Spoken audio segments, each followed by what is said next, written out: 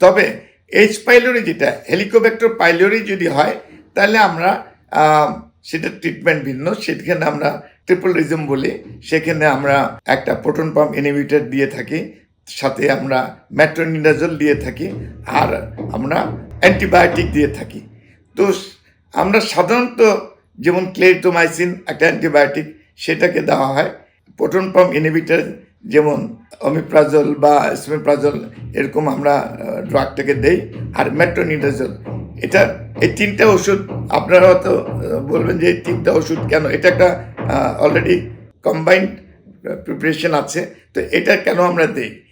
এটা Helicobacter pylori একটা gram negative anaerobic bacteria.